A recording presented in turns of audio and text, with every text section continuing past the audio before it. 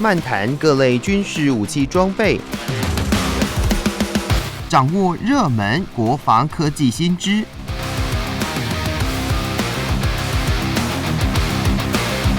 军武说早安，陪你一起领略国防知识力量。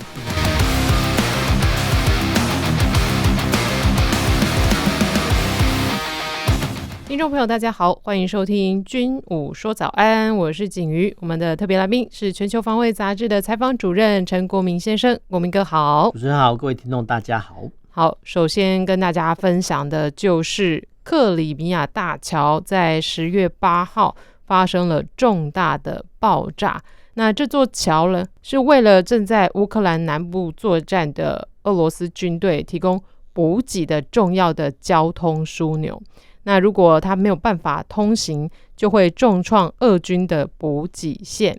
克里米亚大桥呢，它是一座公路跟铁路两用的桥梁，那长达了19公里，是由俄罗斯总统普廷下令建造的，并且是在2018年落成的。那针对这个桥梁就是爆炸之后呢，我看到乌克兰邮局竟然就是立刻的发行了相关的纪念邮票。那真的这看完这个新闻，大家也会去猜测说，那这个是乌克兰他自己，虽然他没有承认啊，也没有说，那是不攻自破吗？是针对这个新闻，请国民哥来跟大家说明一下。我们要先讲这个克里米亚大桥的意义那其实各位听众呢可能要稍微想象这个一个克里米亚跟乌克兰地图那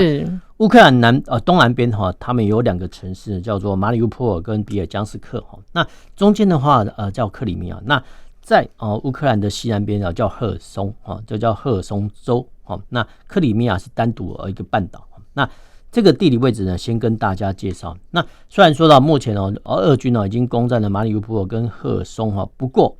如果说呢要从俄罗斯的本土一路从东南运补到西南的赫尔松那确实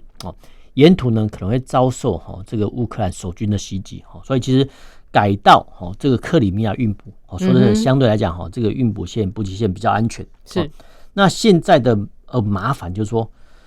这座大桥呢，克里米亚是2016年、2014年、2016年之后那2018年普丁俄罗斯总统普丁下令落成跟建造。这个时候呢，其实普丁还有去参加这个通车典礼那这个通车典礼完之后居然4年之后呢，这个大桥居然被有人说是美军，有人说是乌克兰军方把这个大桥你疑似要爆破那不管就整个事件的来讲它的宣传效果非常大，因为当天刚好是普丁的生日所以其实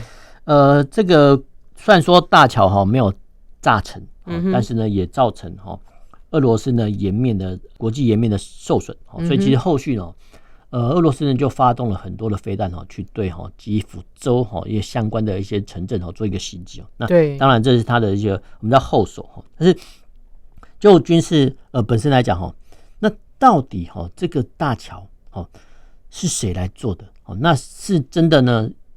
油罐车爆炸呢，还是说像我们仔细看录影片中看到说怎么水面中呢还有突然的一股水花那个水花说真的还蛮大的所以其实有部分评论员会说这个会不会是水下爆破所以有他的揣测。那水下爆破的方面呢，那当然是可能透过挖人或是透过呢水下无人载具去安放一个炸弹或炸药，这个都是可以推测的那当然其实后续也有人说俄罗斯的黑暗舰队虽然说实力大减不过对于周遭的一些基础设施还有港口的防御的能力的还是有了但是无论如何反正这个爆炸发生了，而且那爆炸量说真的还不低对，那不低的状况下呢，大家会想说会不会是说哪一些国家或哪一方用这个水下无人载具偷偷的把一些炸药运过去。这个推论呢是相当可行的这个确实是有它的可行性的。那不过放眼望去呢乌克兰军方呢好像目前还没有拥有或操作水下无人载具的能力的。那当然了，因为战争之后有没有透过美元或西方国家援助得到这种所谓的水下无人载具，然后携带炸药去模拟或试图炸毁这个克里米亚大桥，还是说这个是由第三方国家执行，但是由俄罗斯军方来宣称说是他们做的，这个都不一定。但是无论如何，这座大桥呢，目前还是算修复的状态。那这个部分呢，也让我们凸显说，原来克里米亚他们的对外的补给线是这么的脆弱没有错其实这个呢还是要必须从地图上看起来。那整个克里米亚半岛那基本上就是一个大家听众把它想成一个菱形那菱形的那个尖端就是跟前乌克兰联系那这个菱形的尖端的左前方就是赫尔松州所以其实这部分呢因为地形的狭窄所以其实陆路的运输呢，说真的可能集中在1、2条主要的管道这个是整个克里米亚的情势。那换句话来讲就克里米亚就是易攻难守那当然这要看驻扎的军力的多寡而定那目前来讲克里米亚半岛其实从一战之后，你就大概它有个城市叫塞凡堡。那塞凡堡呢，也是俄罗斯黑海舰队的所在。那之前1991年这个叫前苏联我们叫分裂之后呢，其实整个乌克兰呢，它分到的领土呢相当多，那其中包含克里米亚大半岛。那没想到呢，经过2014跟2016之后呢，俄罗斯呢突然进军这个克里米亚，把这个克里米亚半岛整个给侵占的。那没想到呢，2022呢又发动这个侵乌的战争。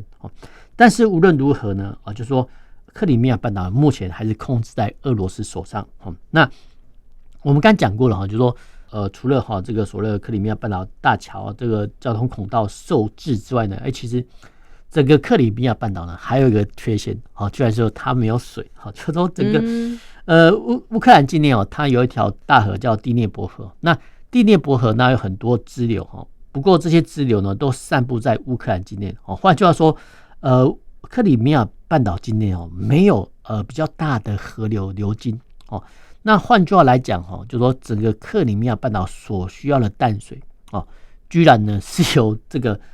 算是前乌克兰的领土的赫尔松州那边的水路管道所过来的那这边的水路管道我们就是讲所谓的淡水的水管。对，就是说我们可能在我们在一般听众在有时候你注意路边会看到怎么路边的桥梁居然有很大的水管。没有错，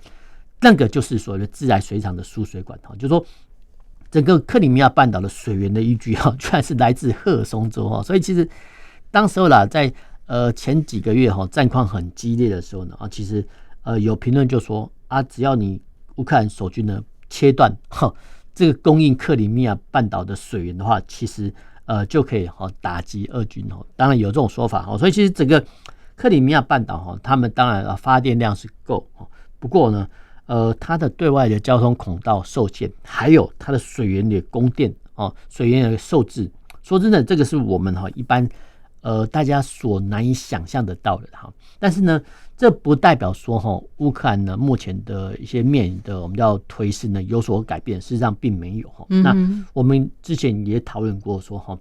整个俄罗斯呢目前进占整个乌克兰的边境地区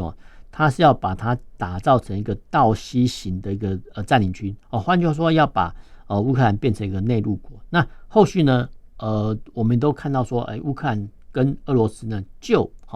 谷物船的输出呢做一个谈判。那当然现在有部分的谷物船已经获准可以通航到外面因为这些谷物包含小麦、燕麦、玉米、大豆、甜菜等等等那尤其是小麦跟大麦那居然是做成面粉的原料说真的，这个对很多国家是难以接受的。所以其实当时候呢有评论就呼吁俄罗斯说你不要把这种粮食当做武器来形成人道危机那显然这个乌克兰呢目前还是受制于这个谷物输出的限制。那为什么海运这么重要？我们再提一点，就是说偶尔呢我们如果说大家有经过一些台铁比较宽广的站尤其是南部我们会看到很多像类似倒梯形的一些货车叫平板车，那个叫做台铁的古斗车，古是古的古，斗是斗量的斗，就古斗车。那古斗车是做什么呢？就是用来装这些小麦大麦。那这些古斗车呢，通常是25节当做一串车。那这一串车呢，运送到港口之后呢，大概是30到50节的这些火车列呢，才能填满一个谷物船。所以其实每一艘的谷物船它的载量的能量是相当庞大的，因为海水有浮力。所以其实当时呢，我们可以想象说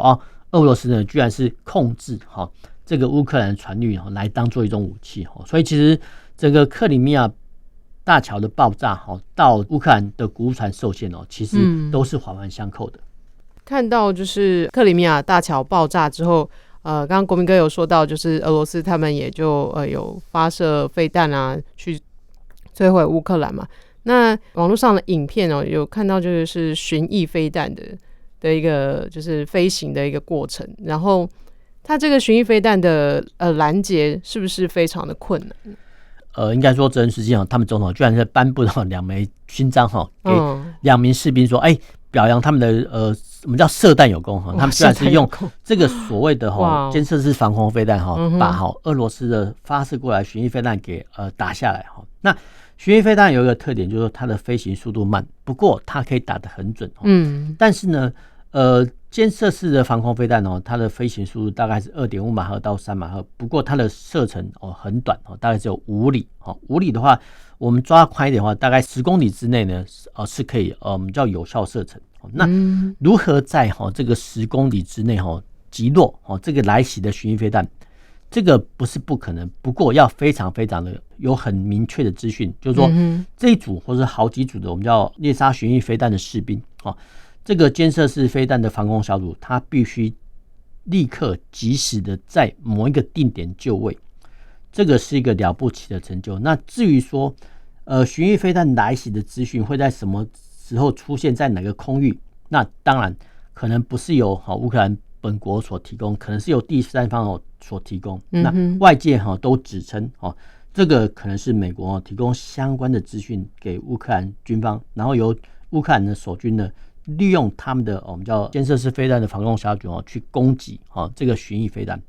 这个是比较可能的桥段。不过我们还是必须诚恳的讲巡弋飞弹还是很难以被拦截的。那偶尔被拦截到我们只能归功于事前的准备的功夫做得还不错。好，那分享到这里，我们收听歌曲，再回到节目中。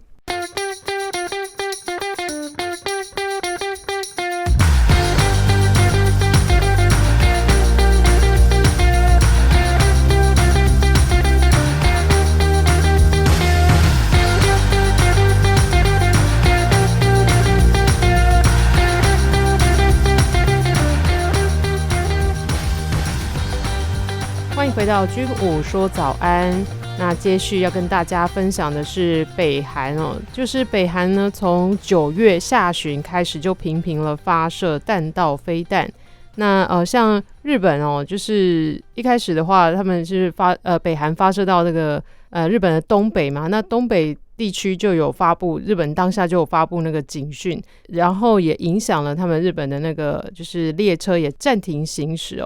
那日本产经新闻也报道，就是北韩在10月9号的，那他罕见的在凌晨发射了弹道飞弹。那日本防卫副大臣井野俊郎他就谴责北韩的行为，并且指出北韩这几天连续发射弹道飞弹，真的是片面升高了挑衅。那针对北韩频频发射这个飞弹，那后续日本也是说他们要提升他们的拦截弹道飞弹的一些做法，他们要采2段式的做法啦。像第一段就是从日本海上的神盾舰发射海基型的标准3型防空飞弹，那第二段呢就会以爱国者3型飞弹来拦截将落下的弹道飞弹那还有对付低高度飞行的巡弋飞弹，就会是以 SAM-4 中程地空飞弹系统来因应。不过针对这个北韩频频试射飞弹，它用意是为了什么？我们要先来讲哈，这个新闻来讲说北韩哈最近应该说从10月上旬之后，你就开始试射他们的弹道飞弹，那一度达到7次之多7次，说真的，那可能我们在播出之后，可能还会再举行飞弹发射，也不一定但是无论如何，这个说第一个这个飞弹试射的频率太过密集，所以太过密集就是说，一般国家在一种武器发展到一个程度的时候呢，它必须透过不断的实际试射来验证相关的数据因为我们不要小看这个北韩人家也是有所谓的我们叫电脑模拟那其实不管是模拟或相关的演算这些呢都是账面上虽然账面上就是说没有实际设计过所以其实说真的不知道这个飞弹好不好用，所以其实要经过武器的实弹试射呢来验证这个飞弹的可靠度跟可行性那外界就问说北韩你现在要发展哪一型的飞弹，还是说这个飞弹本身呢虽然说是旧的，但是呢有没有可能加装新的弹头或者说核子弹头，或者说微小型的核子弹头呢，然后让因为你要获得实际的数据，所以要进行不断的试射所以其实这个可能跟北韩发展的所谓弹道飞弹潜舰有关系，因为先前传出新闻说北韩呢曾经在水库内试射这个潜射的飞弹然后呢也在大海中呢试射这个潜射飞弹，所以其实一般来说外界认为说这个时候呢北韩的我们叫潜射的弹道飞弹可能已经发展到一个阶段所以要举行密集的试射来验证这个新飞弹的可行性跟可靠度。那我们讲白一点来讲就是说这个新闻我们看起头来是会对说北韩试射飞弹，然后造成日本跟韩国方面的紧张。那其实对其实还有一个国家更紧张，就是所谓的中国，因为中国目前在举行要举行20大之前那北韩你这个小盟友你这个时候呢给我你说你不能说故意就是说挑这个时候呢试射这个弹道飞弹，然后引起美国还有日本、韩国方面的紧张。那说真的，这好像也太不给中国面子所以其实我们看新闻来讲其实不只是日本、韩国紧张连中国来讲都觉得很头痛不知道怎么办那我们先讲白一点就是说北韩的整个军力来讲他们的军力在1950年之后呢其实有一度是大过于韩国。那目前就陆军的战力来讲他们的武装部队人数还是大过于韩国这个是毋庸置疑的。不过海空军的部分来讲基本上来讲都算是弱过于韩国那在海空军的军力受限，然后陆军虽然说有庞大的军力，但是也暂时跨不出38度线南下或南侵的状况下呢，北韩发展出另类的武器来威胁日本跟韩国。这个另类武器呢就是所谓的飞弹那透过之前的核子试爆，不管是宁边核子试爆等等的外界都推测说其实北韩是一个核武国家这一点的话就比较恐怖了。因为其实人类发展这个飞弹的话，基本上并不是什么大不了的事情。那火箭透过火箭把这个飞弹打到对方上空这个叫飞弹那我们重新整理一次，就是说各国都有能力发展火箭但是火箭的前端释放的是人造卫星呢还是飞弹那就不一定了我们翻成直话就说比如说北韩打了一枚火箭上去，它如果上面呢是搭载卫星，然后这个卫星呢能够准确的进入地球轨道的话，它可能是一个人造卫星或者说气象卫星等等不一定但是呢如果说北韩呢透过火箭，然后前面呢放的所谓的飞弹那这个飞弹落在你家头上，这个叫飞弹所以其实北韩的火箭科技有他们也有飞弹他们也有核子弹这个就会造成相关国家相当的紧张因为集权国家的决策过程不明朗，第二个军事政权的决策度没有办法预期所以其实说真的没有人可以预料说哪一天我们叫金氏政权就是从金日成、金正日以下就说大家呢外界评论呢没有办法说出一个准这个就是独权政治下决策者的不透明所造成的后果，就是大家不知道他要做什么。那我们再回到飞弹本身，那其实呢，北韩呢很早在1970年代就发展了所谓的蠕动这个飞弹，那后面呢叫大浦洞飞弹系列，到后面的火星系列，那基本上来讲这些飞弹的射程会慢慢的延伸。那刚开始涵盖日本、韩国，然后之后呢涵盖冲绳，到后面呢涵盖了关岛，甚至外面也谣传说北韩的飞弹呢可以打到美国本土。这个部分呢其实会造成美国有一部分紧张，因为就美国的飞弹拦截的实力呢，它有能力拦截部分北韩呢射往美国本土的部分飞弹，这个是美国做得到了。但是我们就要问说，既然北韩发展飞弹没有办法到威胁到真的美国的本土，或者说威胁不太到，那为什么还要发展这么一系列火星，从火星6、火星8、火星12、火星14等等等，发展这些飞弹，说真的到底有什么用处？因为就战术层面来讲，只要能够打得到韩国今年的飞弹都是好飞弹。那有没有必要发展到你说打击到日本延迟驻日守军延迟韩国的力道，这个说得过去。但是你发展到打击关岛，或者说打击到美国本土的弹道飞弹，请问这个不就是劳民伤财吗？没有错，这个确实是劳民伤财。倒不如用这些比较少的科研经费或军费去生产比较多的飞弹，针对韩国，这个来讲比较划算的。但是我们刚刚也讲过了，因为外界呢永远无法预测这个独裁政权他们的决策过程，是理性的决策过程呢，还是官僚体系来决定的？其实说真的都说不上，很可能只是凭一己之私来做决定。这个人就是金氏政权的领导人，所以其实这个外界比较麻烦，就没有办法预测。那没有办法预测的话呢，那就军事上做最坏的打算的话呢，其实日本、韩国呢都必须有所防范。那当然，我们现在透过很多的新闻报道知道说，原来美国呢会在相关的不管是关岛基地啦，或者说日本的驻韩美军或驻日美军可能会部署这个所谓的THAAD 系统。那当然了，他们也可以跟原本的爱国者3型来做个搭配。那这个只是陆上基地的部分，那有没有可能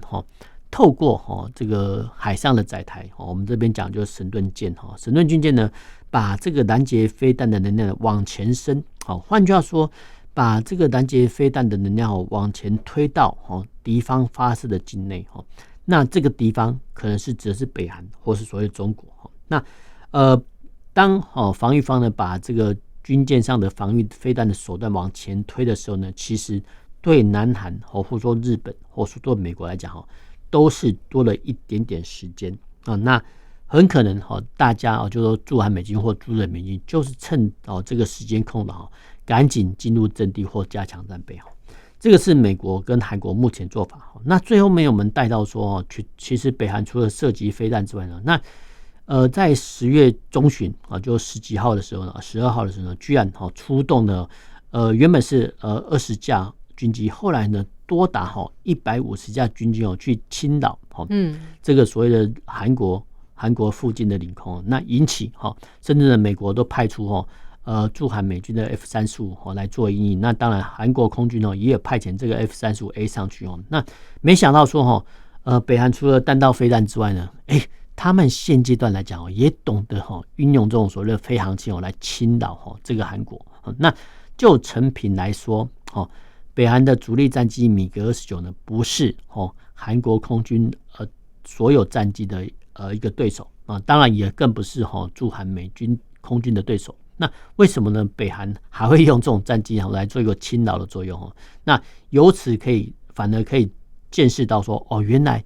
传统军力这个战机呢也有它的威慑的作用。那更有趣的说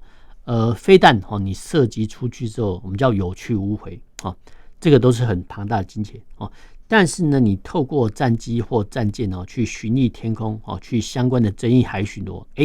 这个叫有去有回所以其实就我们叫性价比或成本来看其实北韩呢近期呢居然也懂得这种所谓军力的操作那后面呢是不是有什么高人指点，说的我们不可论断不过我们可以觉得说其实北韩呢，我们可以发现说其实北韩除了弹道飞弹或巡弋飞弹来威胁这个南韩或美国之外，他们现在也懂得动用军机来威逼这个韩国或美国是不是他们变聪明了，还是说后续会改变外交政策，还有待后续观察。那刚刚提到就是北韩如此的不透明，那针对就是我们其他的各国家，他们要怎么去收整了解就是北韩这个武器装备的真实面貌呢？这个部分呢说的比较难因为我们要讲白一点除了透过影像卫星之外，还有我们叫讯息情报，就是各这个监听弹接收到的无线电通讯之外呢，基本上来讲能够进入北韩我们叫所谓的我们叫特务或间谍来讲，基本上来讲是不太可能因为其实北韩它是集权国家除非你运用我们叫亚裔的人口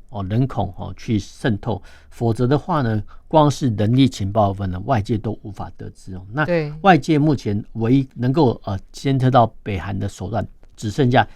影像情报卫星跟所谓的讯机的情报这两项，因为这个部分呢算是电子跟影像情报，这部分呢西方国家还做得到只不过呢如果有我们叫人力情报或人因情报来辅佐的话呢，那会是最好的。那就可能会像我们看到的一些类似特务嘛，这样对，没有错，这个叫人力情报。好的，那今天的军武说早安就跟大家分享到这里，也谢谢国民哥，我们下周再见，拜拜。